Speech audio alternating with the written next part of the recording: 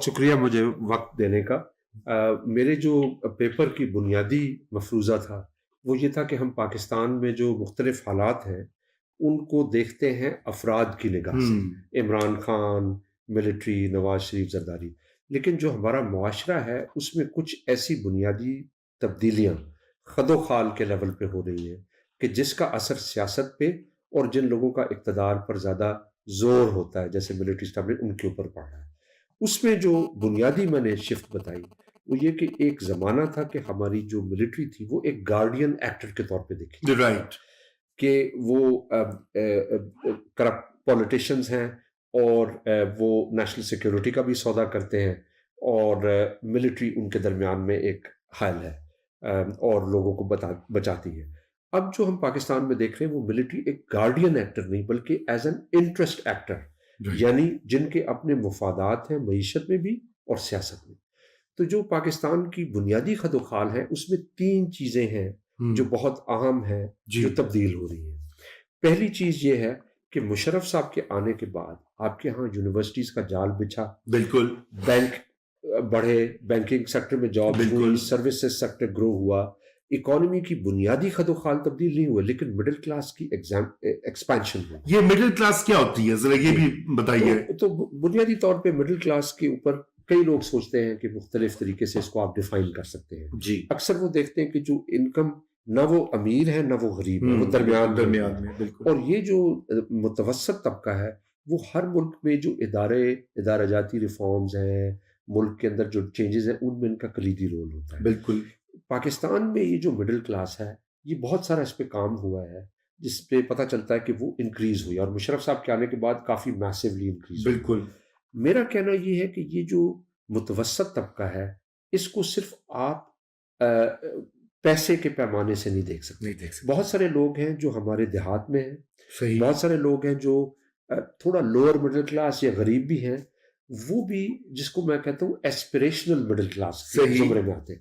یعنی ان کے پاس شاید اتنے پیسے تو نہ ہوں کہ وہ متوسط طبقے سے تعلق رکھتے ہوں لیکن وہ ٹیلی ویژن دیکھ رہے ہیں، وہ بچے یونیورسٹیوں میں جا رہے ہیں، وہ لوگوں سے گفتگو کر رہے ہیں، تو ان کے جو خیالات ہیں، ان کی جو ملک کے بارے میں ایسپریشنز ہیں وہ وہی ہیں جو ایک متوسط طبقے کی ہوتی ہے. تو ایک تو یہ بہت بڑی تبدیلی آ رہی ہے اور یہی جو مڈل کلاس ہے اس کو پیچھے دھکیلا جا رہا ہے.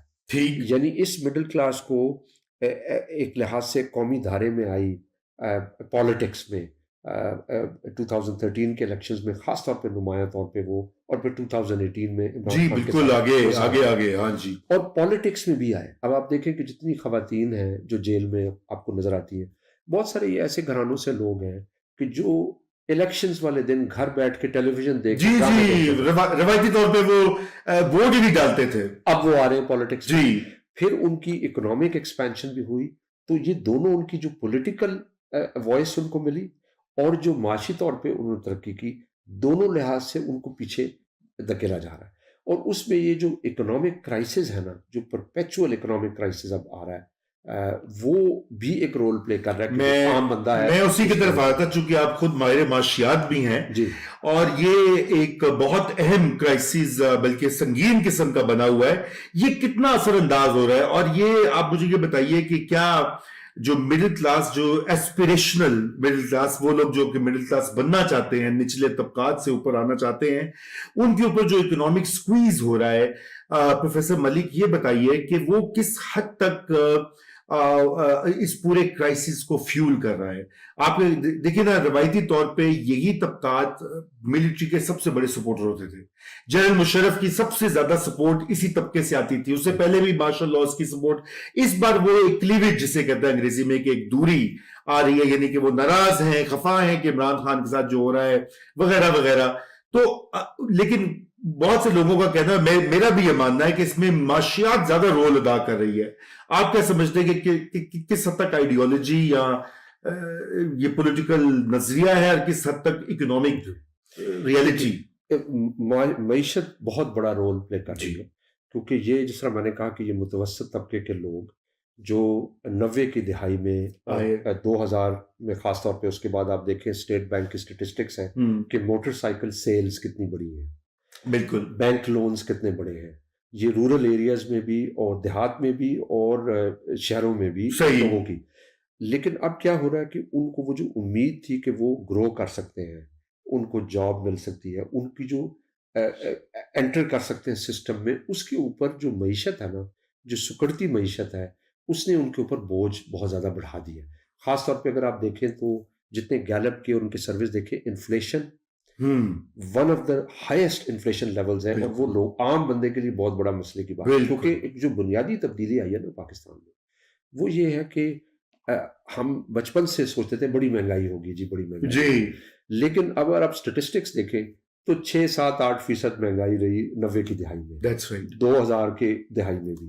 اب آپ 25 27 30% آپ کی انفلیشن 40 تک گئی جی، 40 تک گئی۔ بالکل تو یہ جو انفلیشن ہے اس نے لوگوں کی کمر توڑ دیا، اور اسی صحیح، طریقے سے الیکٹریسٹی بھی۔